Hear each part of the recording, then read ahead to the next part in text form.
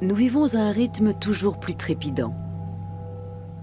Chacun de nous essaie de tenir la cadence.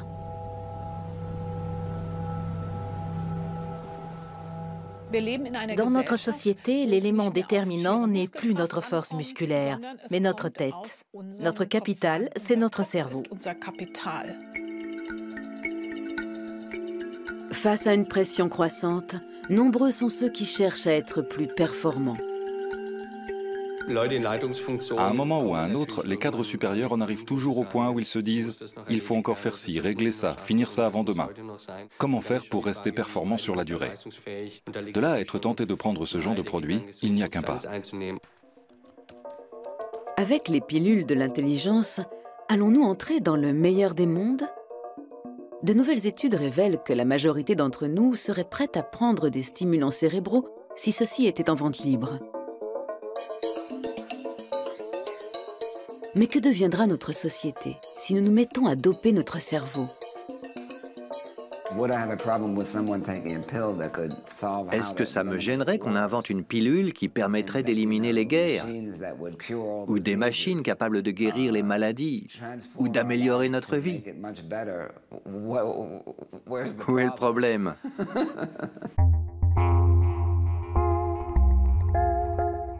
Est-il vrai que nous n'utilisons qu'un dixième des capacités de notre cerveau, comme on l'entend parfois dire? Dans leur laboratoire, les neuroscientifiques cherchent à identifier des leviers qui boostent nos neurones. La science est-elle en passe de découvrir les clés du super cerveau? La mémoire et les fonctions cognitives sont des propriétés du cerveau qui sont hautement complexes et on ne comprend pas encore très bien comment cela fonctionne. Le cerveau est l'organe le plus compliqué du corps humain. Donc avant de pouvoir manipuler le cerveau, améliorer ses performances, il faut déjà comprendre comment le cerveau fonctionne.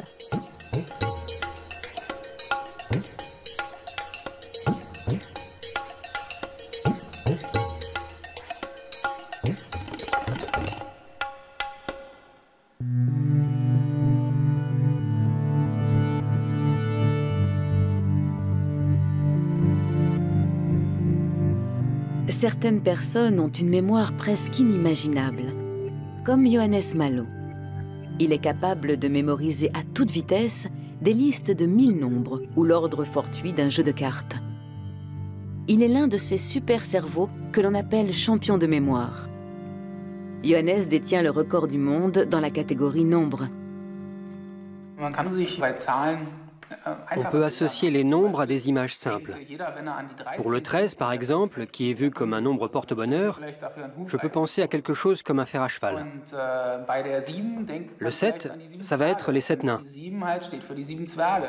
Le 99, ça peut être les 99 ballons de la chanson 99 Luftballons de la chanteuse Nena. Pour le 24, je pense au Père Noël, qui vient le 24 décembre. Alors pour la séquence 99-24, je pense à un ballon qui s'envole avec le Père Noël. 99 le ballon, 24 le Père Noël. J'ai une image concrète que j'associe à chaque nombre entre 0 et 999. Le 512, c'est une lampe à souder. Le 327, ce sont des albums de BD. Le 519, c'est des spaghettis. Et le 212 est une antenne. Chaque nombre est associé à une image. Et ensuite, il suffit d'imaginer des histoires avec ces images.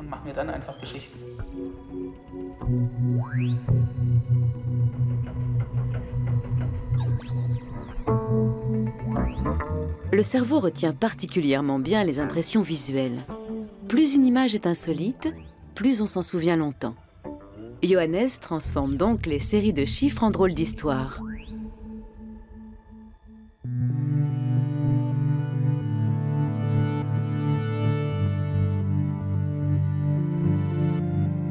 Cette méthode ne lui permet pas seulement de retenir des nombres.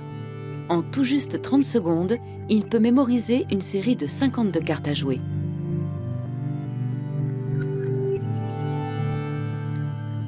Les champions de mémoire utilisent certaines zones de leur cerveau de manière extraordinairement efficace.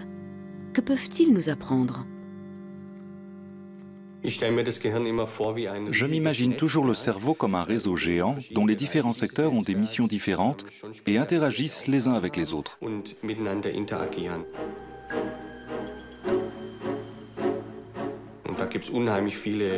Ce réseau comprend d'innombrables nœuds de communication avec de grandes avenues, mais aussi des points où les neurones communiquent entre eux et échangent des signaux.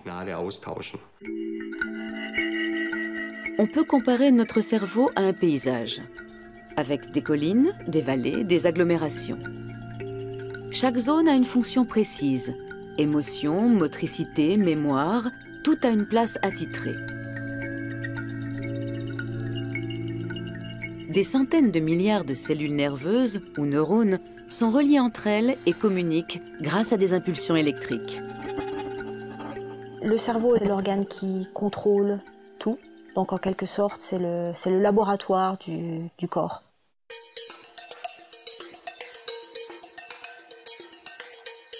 À l'université de Zurich, la chercheuse Isabelle Mansuy étudie le cerveau des souris. Elle a découvert un gène impliqué dans la formation de la mémoire. Les souris transgéniques qu'elle élève en laboratoire semblent plus intelligentes que leurs congénères. Quelqu'un d'intelligent est quelqu'un qui va comprendre les choses très rapidement, qui va élaborer sur ces choses aussi de façon originale et qui va utiliser ses connaissances antérieures pour pouvoir construire de nouveaux modèles intellectuels ou de nouvelles réponses comportementales, créatives. L'intelligence est un phénomène difficile à cerner. Aujourd'hui encore, elle n'est pas clairement définie.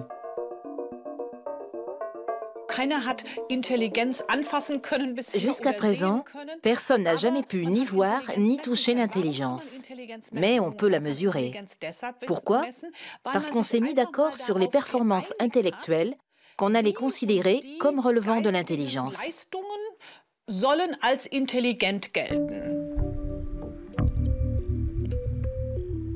La notion d'intelligence recouvre de multiples aspects. Langage, mémoire, capacité d'abstraction, raisonnement logico-mathématique, créativité et concentration.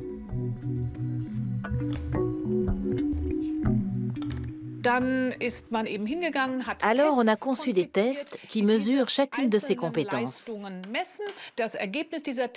On additionne les résultats et on obtient le fameux quotient intellectuel. Le jeu du memory montre l'efficacité de notre mémoire de travail. Celle-ci peut être comparée à un bloc-notes. Des impressions spatio-visuelles y sont stockées à court terme et sont rapidement accessibles. Après usage, les informations sont effacées. Quelques jours plus tard, le joueur aura oublié où se trouvaient les cartes. C'est pas nécessaire de se souvenir de tout ce que l'on fait, tout ce que l'on vit. On n'a pas besoin de se souvenir de quel petit déjeuner on a pris chaque jour pendant des mois. Donc on a besoin de mécanismes dans le cerveau qui permettent d'éliminer les informations qui ne sont pas nécessaires. Isabelle Mansuy étudie les bases génétiques de la mémoire pour mieux comprendre des maladies comme l'Alzheimer. Au cours de ses recherches, elle a identifié une protéine qui joue un rôle dans les mécanismes d'oubli.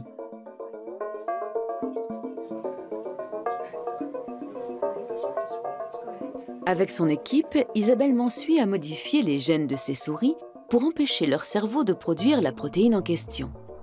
La fonction effacement est alors désactivée.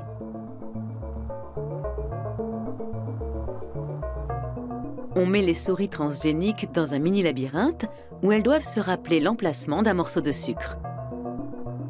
Une souris avec une meilleure capacité d'apprentissage va être capable d'apprendre beaucoup plus rapidement où se trouve la récompense, le morceau de sucre, et va s'en souvenir pendant beaucoup plus longtemps qu'une souris normale.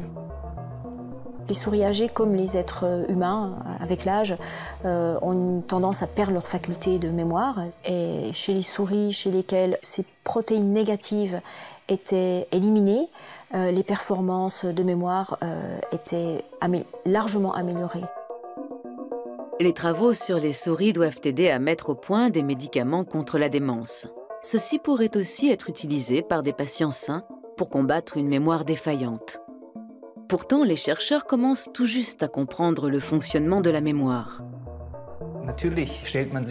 Quand on n'est pas spécialiste, on voit la mémoire comme quelque chose de très statique. Je pense toujours à une pierre tombale avec une inscription dessus. C'est la mémoire du défunt, immuable, gravée dans la pierre. Mais la structure de la mémoire humaine est sans doute radicalement différente de cette image.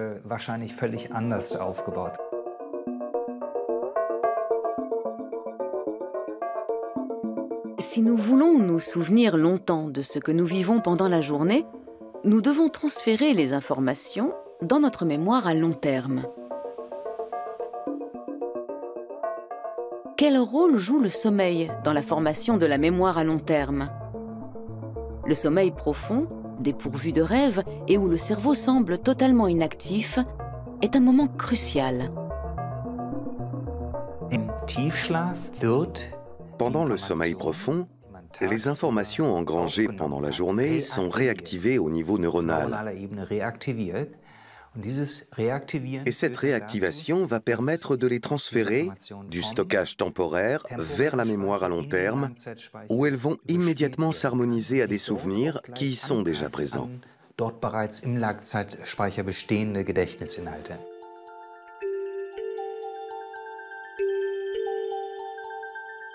Même pendant le sommeil, les neurones continuent de communiquer par impulsion électrique.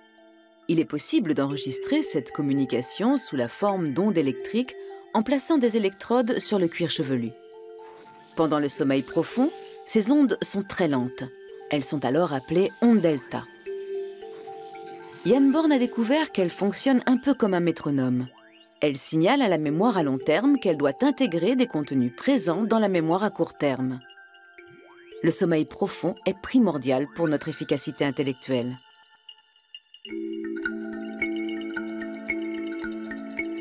On demande à des étudiants d'apprendre par cœur des listes de mots qui vont par paire. Que se passe-t-il dans leur tête s'ils le font juste avant de dormir?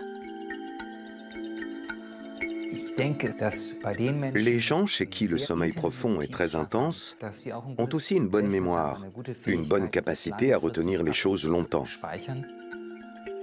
Les enfants ont un sommeil beaucoup plus profond, avec des ondes delta beaucoup plus amples.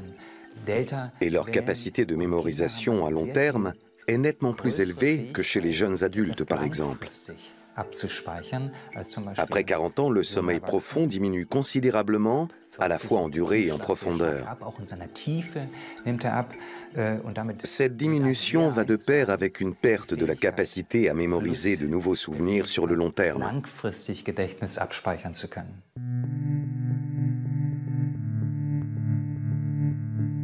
Pendant l'expérience, des électrodes placées sur la tête des sujets permettent de mesurer leur activité cérébrale.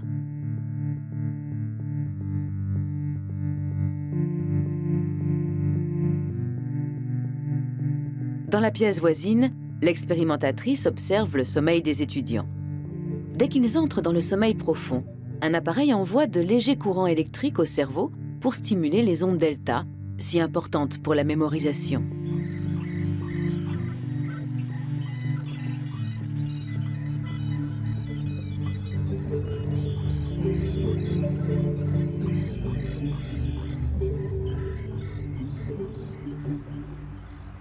Quand l'étudiant se réveille, se souvient-il de toutes les associations de mots?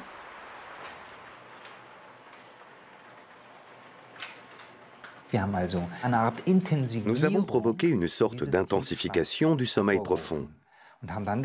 Nous avons alors découvert que si on intensifiait le sommeil profond des étudiants à l'aide de stimulation électrique, après leur avoir fait apprendre du vocabulaire, ils le retenaient beaucoup mieux. Pierre. Planche. Chat. Prédisposition. Cercle. Après le sommeil de stimulation, certains d'entre eux connaissaient à la perfection les listes de mots.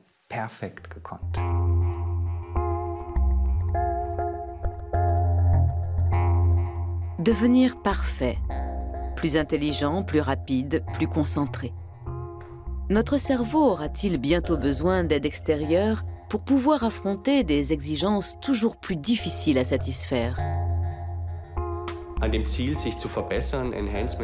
Bien sûr, il n'y a aucun mal à vouloir progresser et s'améliorer. Depuis que l'homme existe, il a toujours essayé de se surpasser.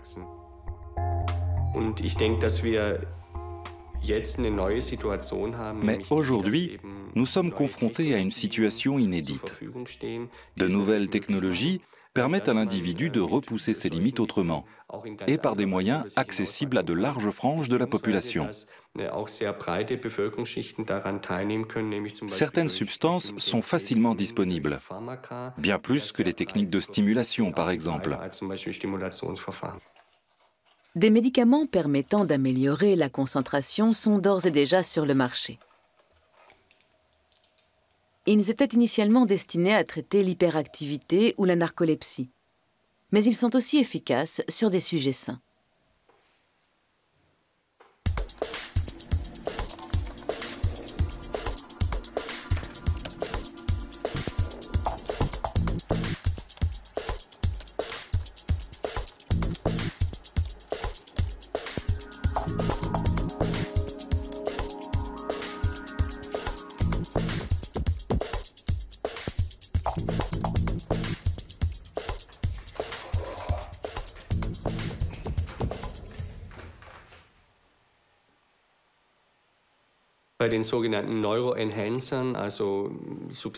Parmi les psychostimulants, c'est-à-dire les substances capables d'améliorer les performances intellectuelles, il convient de distinguer celles qui sont en vente libre, comme le café, la caféine ou le ginkgo biloba, de celles qu'on ne peut obtenir que sur ordonnance ou qui sont illégales.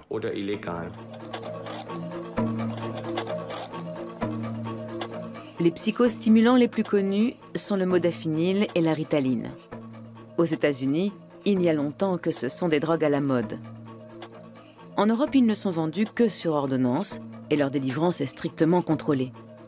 Mais sur Internet, tout le monde peut en commander en toute illégalité. Les psychostimulants ont déclenché un débat de société sur le dopage du cerveau.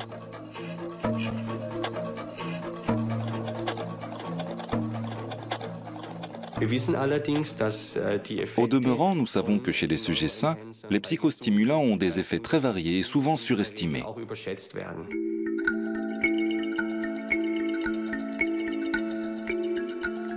Le psychiatre Klaus Lieb s'intéresse au pouvoir des psychostimulants. Leurs effets sur les sujets sains sont encore peu étudiés. Il fait appel à des joueurs d'échecs de compétition pour tester 3 substances. L'amphétamine, classée comme stupéfiant, la ritaline et la caféine. Quels sont leurs effets sur les performances des joueurs? Et de quelle manière agissent-elles sur le cerveau? Dans le cerveau, la transmission des signaux entre les neurones passe par des zones de contact, les synapses. Des messagers chimiques, comme la dopamine, y assurent la transmission rapide des informations entre les neurones. C'est à ce niveau que les psychostimulants interviennent.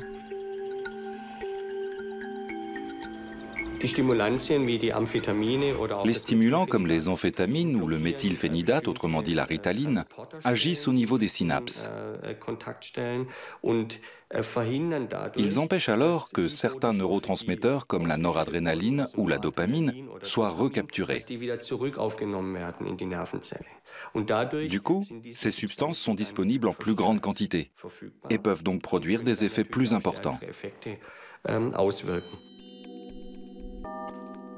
Pour Klaus Lieb, les joueurs d'échecs de compétition sont des sujets idéaux, car leurs performances sont relativement stables et peuvent donc servir de référence.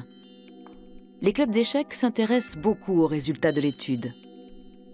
En tant que sport, les échecs sont soumis aux règles de l'Agence mondiale antidopage. Mais on n'a encore jamais prouvé qu'il était possible de doper un joueur d'échecs.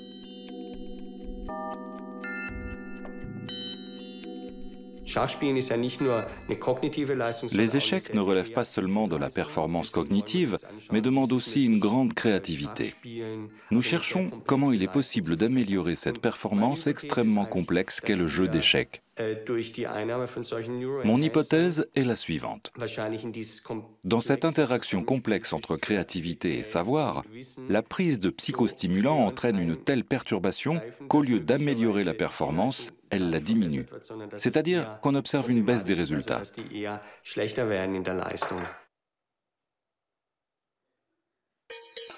L'étude sur les joueurs d'échecs est en cours d'évaluation. Le résultat dépendra de l'influence des stimulants sur la créativité. Mais qu'est-ce que la créativité? Peut-on l'améliorer artificiellement? Un artiste ne peut pas vivre sans créativité. Mais celle-ci est difficile à cerner et l'inspiration ne se commande pas. Que se passe-t-il lors du processus de création artistique?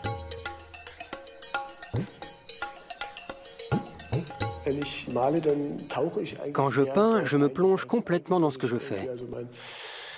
Je réduis considérablement mes interactions avec mon entourage pour me concentrer sur ce que j'ai devant moi. Et tout autour, il y a un grand vide qui se crée.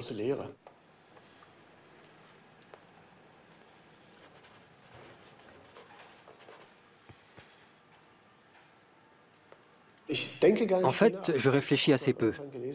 J'ai lu quelque part que la créativité n'avait pas grand-chose à voir avec la réflexion. Je suis comme entraîné dans un flot de perception et de création. Et là, il se passe beaucoup de choses que je ne découvre qu'après coup. À la fin de la journée, c'est toujours un moment de bonheur quand je regarde ce que j'ai peint et que je me demande comment j'ai bien pu arriver à ça.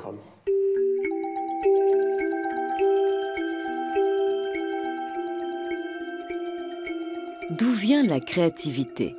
La question intéresse aussi les neurosciences. Est-elle une composante de l'intelligence? Jusqu'à une époque récente, on la supposait trop complexe pour pouvoir être artificiellement améliorée. Mais un chercheur de Sydney se fait fort de prouver le contraire.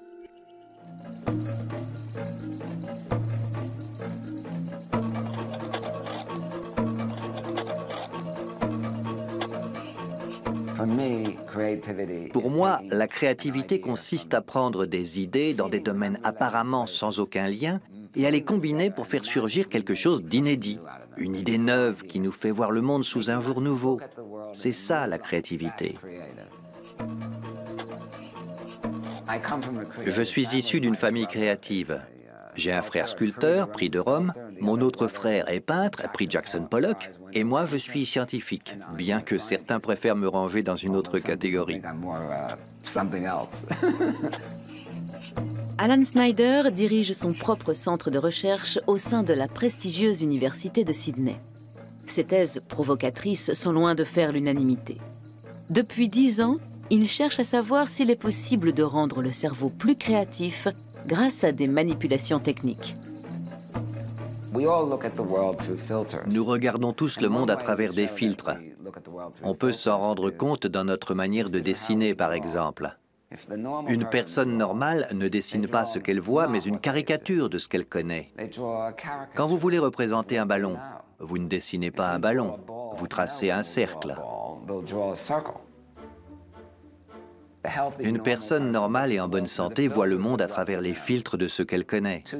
Si un médecin échographiste et un artiste peintre regardent un nuage, l'un y verra une vésicule biliaire et l'autre un visage grave et digne.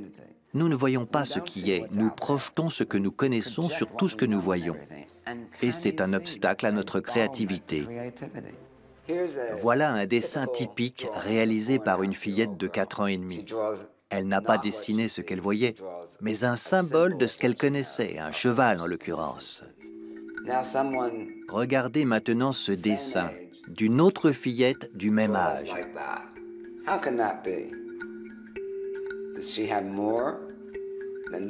Elle n'est pas plus douée, mais elle est autiste.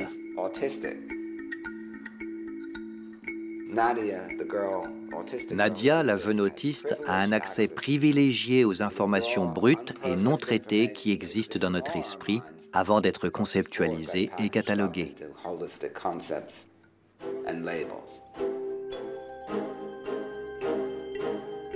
Pour Alan Snyder, l'apparente créativité des personnes autistes auxquelles ces filtres font défaut est une clé fondamentale. Lors de ces expériences, il essaie de rendre des sujets non atteints aussi créatifs que certains autistes grâce à la stimulation magnétique. En simplifiant beaucoup, l'hémisphère gauche de notre cerveau sert à stocker les idées et les connaissances, tandis que l'hémisphère droit est dédié à la nouveauté et à l'inconnu. La stimulation va inhiber la communication neuronale dans l'hémisphère gauche, ce qui laissera davantage de champ à la partie créative. Nous n'améliorons pas les performances de zones du cerveau responsables de la création artistique ou de l'intuition, non. Nous déconnectons une partie du cerveau.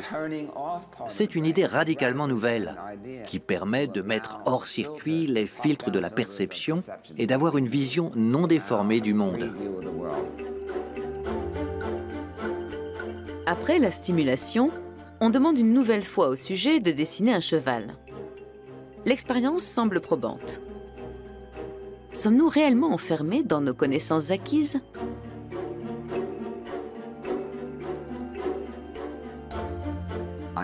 J'adore cette citation de William Blake. Si les portes de la perception étaient supprimées, toute chose apparaîtrait à l'homme telle qu'elle est, infinie. Nous serions noyés sous les informations et nous ne comprendrions plus rien. Ces filtres nous sont donc indispensables, mais il y a un prix à payer. Chaque jour, nous sommes assaillis par une multitude d'impressions dont seul un petit nombre reste inscrit dans notre mémoire. L'homme est un être social. Il est déterminé par ses interactions avec ses congénères. Être intelligent, c'est communiquer intelligemment avec les autres. C'est également valable pour les souris, dont on peut aisément étudier le comportement. À Zurich, les chercheurs testent la mémoire sociale des souris génétiquement modifiées. La souris est un modèle expérimental extrêmement précieux et très utile parce qu'elle est capable de former des mémoires, de se souvenir de choses et d'événements de façon assez semblable à l'être humain.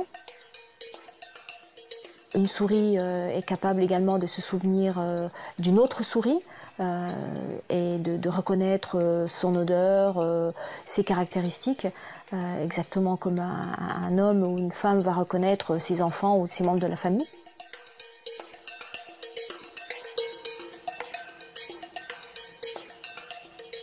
Les souris sont curieuses. Elles vont de préférence vers des congénères qu'elles ne connaissent pas encore.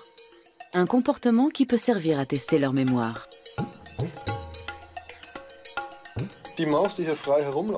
La souris que nous voulons tester peut se déplacer librement. Les deux autres sont dans des récipients ronds et transparents où elles ne peuvent pas beaucoup bouger. Donc la première souris peut choisir avec laquelle des deux autres elle veut passer du temps. C'est un test de reconnaissance sociale, basé sur le principe que la souris se souvient des animaux qu'elle connaît déjà. Plus sa mémoire est solide, plus elle passera de temps avec la souris qu'elle ne connaît pas. Le test montre que les souris génétiquement modifiées se souviennent de leurs congénères 3 fois plus longtemps. Cela leur donne-t-il des avantages ?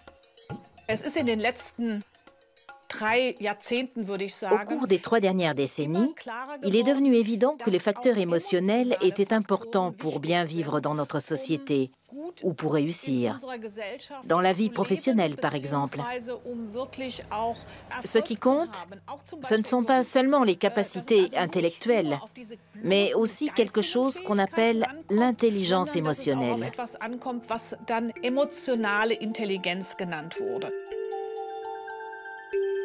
Quand utilisons-nous cette intelligence émotionnelle ? La capacité à reconnaître les émotions et à les identifier chez soi et chez autrui est une condition essentielle à la vie collective. Pour pouvoir communiquer efficacement avec les autres, nous devons être capables de comprendre leurs ressentis et de montrer le nôtre. La maîtrise de nos émotions est une autre composante de cette forme d'intelligence.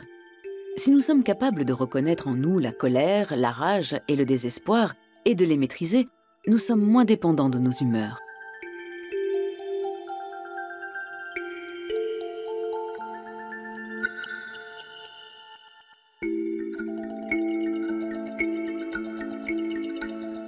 À l'université de Berlin, on montre à des étudiants des visages dont ils doivent identifier les émotions. Notre intelligence émotionnelle peut-elle être améliorée artificiellement? Les scientifiques cherchent une substance qui augmente notre empathie. Ils testent ici les effets d'une hormone, l'ocytocine. L'ocytocine est une protéine produite dans le cerveau. On la surnomme parfois l'hormone de l'amour ou l'hormone du plaisir. En expérimentation animale, l'ocytocine renforce les liens avec un partenaire et la confiance qu'on éprouve à son égard. On a maintenant de nombreux éléments qui indiquent que l'ocytocine peut effectivement moduler notre état émotionnel.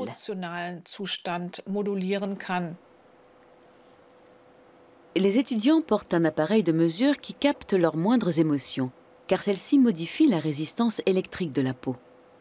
Marie ignore si on lui a administré de l'ocytocine ou un placebo. En visionnant de petits films, elle exprime automatiquement des émotions qui sont enregistrées par l'ordinateur. Les chercheurs espèrent que l'ocytocine les aidera à mettre au point un médicament destiné aux autistes qui ont du mal à identifier les émotions chez les autres.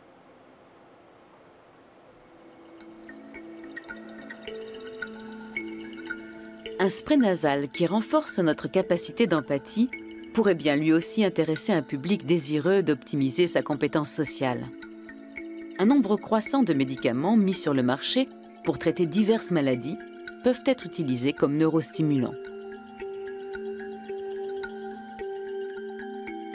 Mais les médicaments ne sont pas le seul moyen d'optimiser nos performances intellectuelles. De nombreuses civilisations connaissent depuis des millénaires des techniques efficaces pour maintenir l'esprit en forme.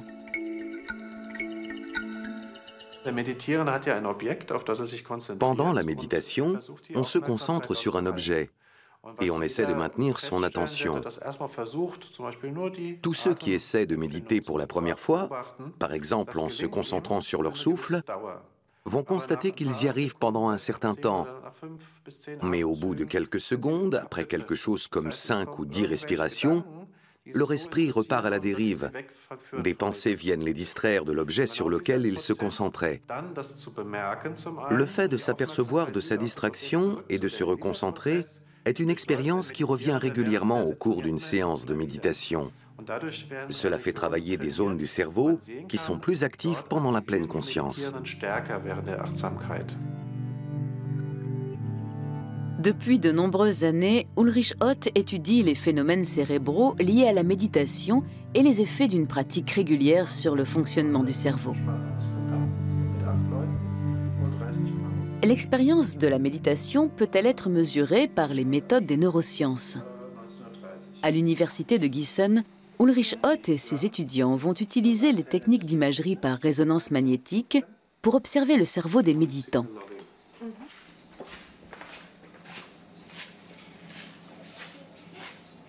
Les volontaires ne pratiquent la méditation que depuis 3 mois. Aujourd'hui, l'IRM va permettre de visualiser leur circonvolution cérébrale. L'appareil est si puissant que les caméras ne peuvent y pénétrer, car leurs composants électroniques n'y résisteraient pas. En revanche, les humains n'ont rien à craindre.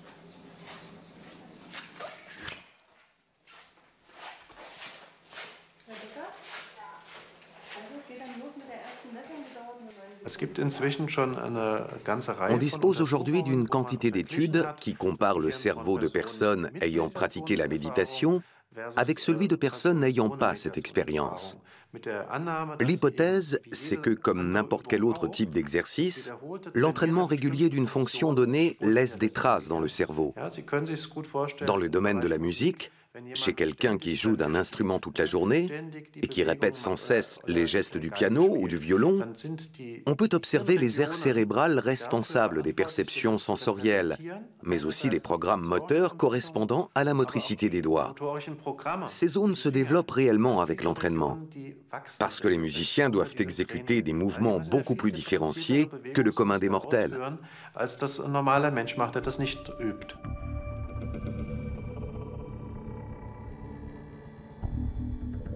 Ces dernières années, les chercheurs en neurosciences se sont intéressés aux moines bouddhistes. La pratique quotidienne de la méditation modifie-t-elle certaines zones de leur cerveau?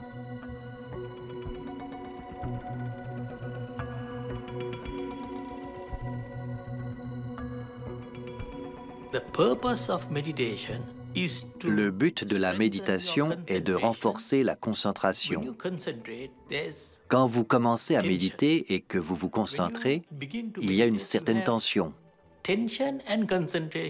Mais si vous continuez encore un peu, la tension disparaît et il ne reste plus que la concentration.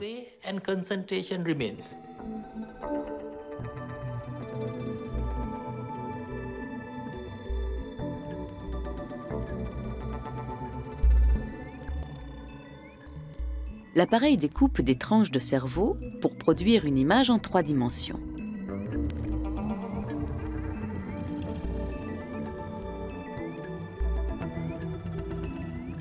Les études réalisées par IRM ont permis de découvrir que le cerveau se modifie en permanence. Chaque expérience, chaque conversation influe sur la chimie du cerveau. De nouvelles connexions ou synapses s'établissent entre les neurones. Elles constituent une partie de ce qu'on appelle la substance grise.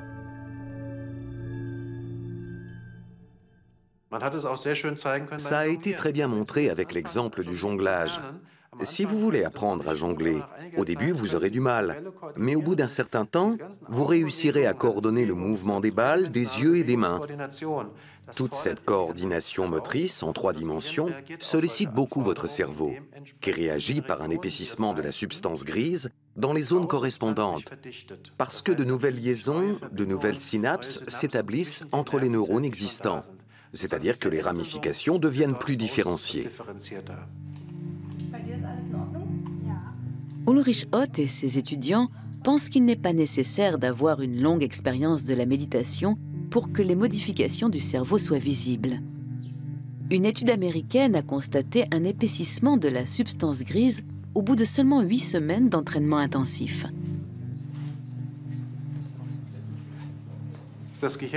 La neurochimie du cerveau est très complexe. Or, certaines études montrent que la méditation augmente la sécrétion de certaines substances, comme la dopamine par exemple. Et je suppose qu'il est possible d'obtenir de manière naturelle, en utilisant certaines techniques de méditation, une bonne partie des effets que l'on obtient habituellement par des traitements médicamenteux.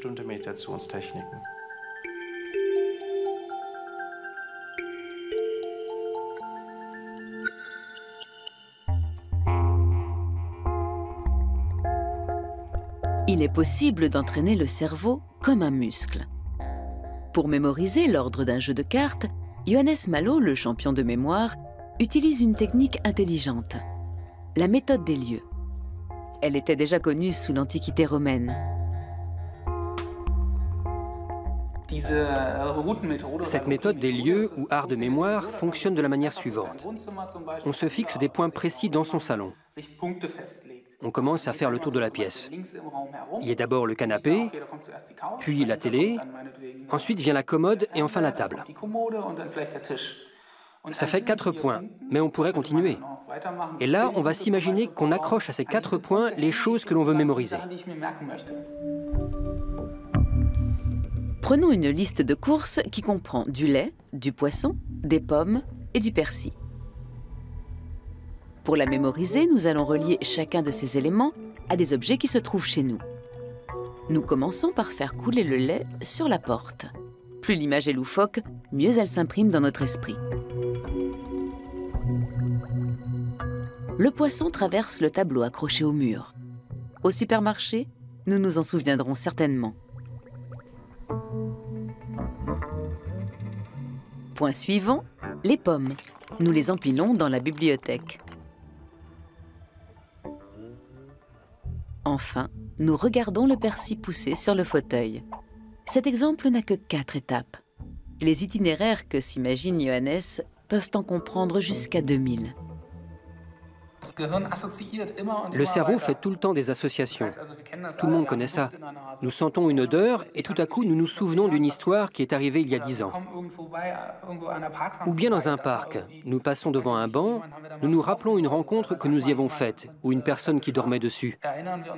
Le souvenir remonte immédiatement, simplement parce que ce banc a provoqué un déclic. Le cerveau l'associe à ce que nous avons vu, à ce que faisait la personne. Et la méthode fonctionne comme ça. On associe les choses à des images et on les accroche à des endroits qu'on connaît.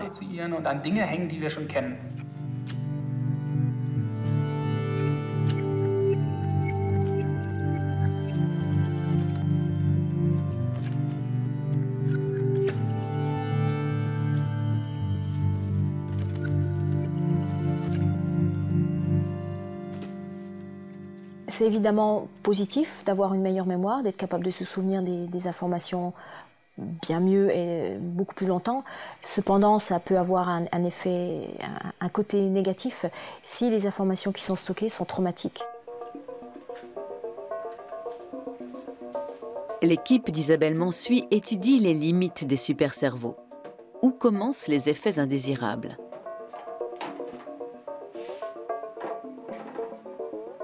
Une souris transgénique est placée dans une boîte où elle va faire une expérience désagréable. Le test associe un endroit donné à une sensation de peur.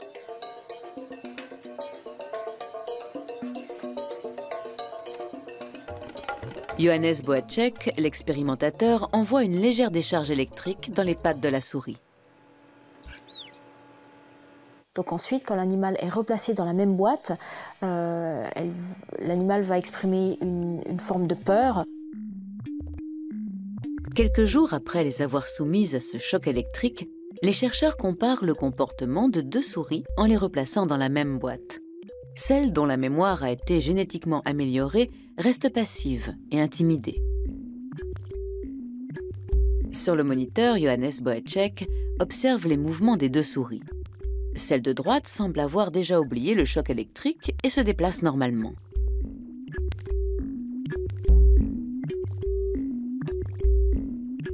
Celle de gauche, dotée d'une super mémoire, reste paralysée par la peur. Une souris avec un super cerveau ne pourra pas éteindre cette mémoire et va conserver un souvenir de ce choc électrique pendant quasiment toute la durée de sa vie. Quel prix sommes-nous prêts à payer pour rendre notre cerveau plus performant? Les souris nous montrent quels risques cela comporte. Des scientifiques cherchent à savoir si un excès de connaissances peut aussi nous freiner. Où sont les limites de l'optimisation? Est-il vraiment souhaitable de devenir de plus en plus intelligent, de plus en plus parfait? L'un des obstacles à notre créativité est que nous sommes aveuglés par notre expertise. Nous sommes tous très bons dans les choses que nous avons l'habitude de faire, dans notre usage de la langue par exemple, et cela nous rend aveugles à la nouveauté.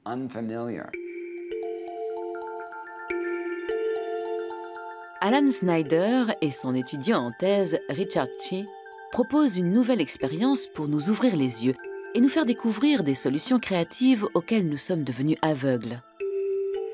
Simone est étudiante. Il lui demande de rectifier des équations mathématiques en chiffres romains. Elle n'a le droit de bouger qu'une allumette à la fois.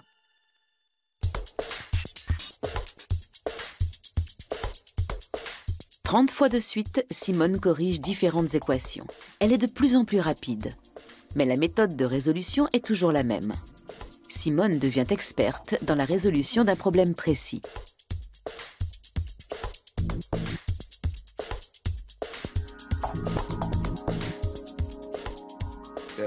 On connaît de nombreux exemples où l'expertise rend aveugle.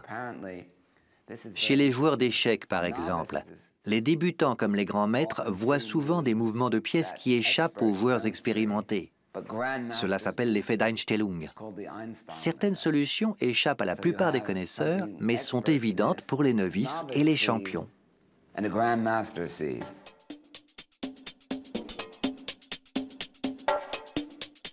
Simone doit à présent résoudre un nouveau problème. Il s'agit toujours de corriger une équation. Mais cette fois-ci, elle n'y arrive pas.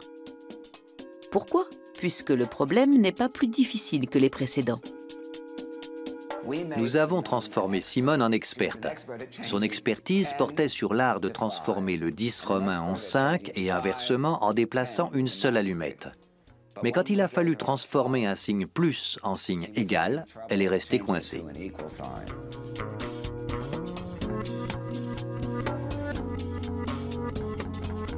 Pour pouvoir s'ouvrir à de nouveaux raisonnements, l'experte doit maintenant oublier les connaissances qu'elle vient d'acquérir. À l'aide d'un faible courant électrique, Alan Snyder inhibe l'hémisphère gauche du cerveau de la jeune femme et stimule son hémisphère droit créatif. Nous avons réalisé l'expérience des allumettes sur 60 personnes et les sujets traités par stimulation transcrânienne directe ont été 3 fois plus nombreux à résoudre le problème difficile que ceux du groupe contrôle. Ça nous a donné l'idée qu'un jour, on pourrait peut-être utiliser une sorte de casquette pour stimuler la pensée, ou plutôt la créativité. Elle permettrait de poser un regard neuf sur le monde. Après tout, avec Google, on a déjà toutes les informations dont on a besoin, pas vrai? Ce qu'il nous faut, c'est un moyen de prendre diverses informations et de les combiner autrement, de relier tous les points entre eux d'une manière qui ne reproduise pas les schémas habituels, mais soit totalement inédite.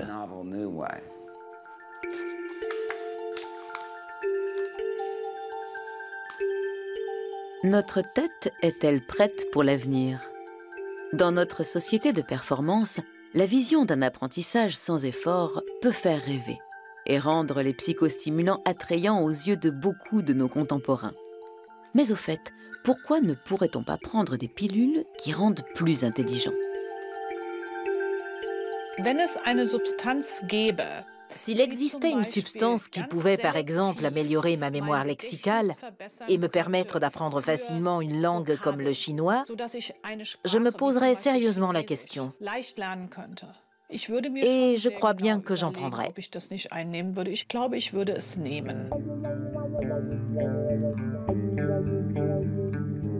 Mais qui dit médicament, dit forcément effet secondaire.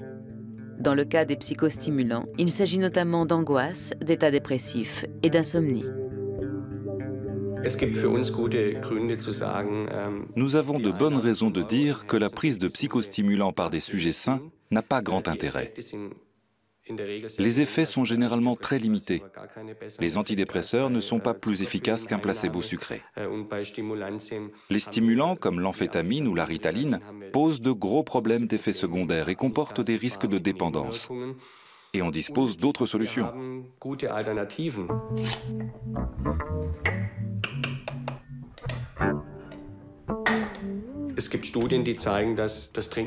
Des études ont montré que le café avait des effets comparables à ceux de la ritaline ou autres. Alors je préconise ce type de solution qui est incontestablement plus sûre et plus saine.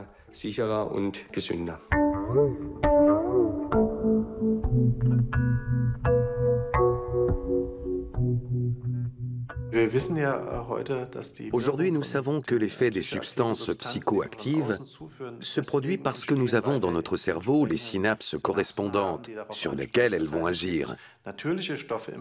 Cela signifie qu'il existe des substances naturellement présentes dans le cerveau, cet immense laboratoire de chimie, qui sont très efficaces et dont la sécrétion répond à des stimuli naturels. Alors je suis très sceptique vis-à-vis de l'idée de prendre une pilule pour améliorer telle ou telle fonction. Nous pouvons obtenir le même résultat par des moyens naturels, en nous entraînant à cette fonction. Les effets sont beaucoup plus durables et il n'y a pas de dépendance.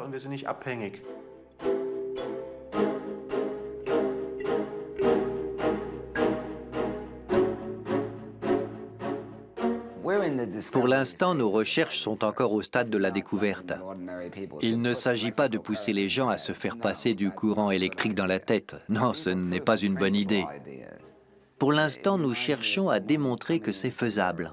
Un peu comme si en 1880, quelqu'un était arrivé à Sydney en disant que grâce à un objet appelé radio, il pouvait vous faire entendre quelqu'un qui était en train de chanter à Londres. Alors vous demandez à entendre, le résultat est franchement mauvais, plein de craquements affreux, vous êtes horrifié. Mais ce qui compte, c'est qu'on ait démontré que c'était possible. Vous êtes en Australie et vous avez pu entendre un signal émis à Londres. Le son est peut-être épouvantable, mais grand Dieu, quel potentiel! Peut-être qu'un jour, ça sera vraiment au point et on pourra entendre un signal parfait qui aura fait le tour du monde. Pour nos techniques de stimulation transcrânienne, c'est la même chose. Le signal n'est pas encore parfaitement clair, mais nous avons des indices qui nous montrent que ça peut marcher. C'est phénoménal. Les psychostimulants n'offrent encore que des possibilités limitées. Alors pourquoi en parle-t-on tellement? S'agit-il d'une rumeur créée artificiellement par l'industrie pharmaceutique pour créer un nouveau débouché? Penser qu'un jour on pourra développer une drogue ou un médicament qui nous rendra très intelligents est un faux concept. On peut avoir des médicaments qui permettent d'améliorer l'attention, d'améliorer la concentration, afin de favoriser l'apprentissage et la formation de mémoire, mais en aucun cas on pourra rendre les gens plus intelligents. La notion d'augmentation cognitive n'est pas réaliste.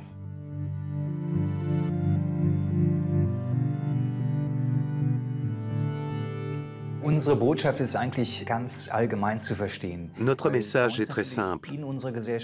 Dans notre société, on a tendance à considérer le sommeil comme une perte de temps.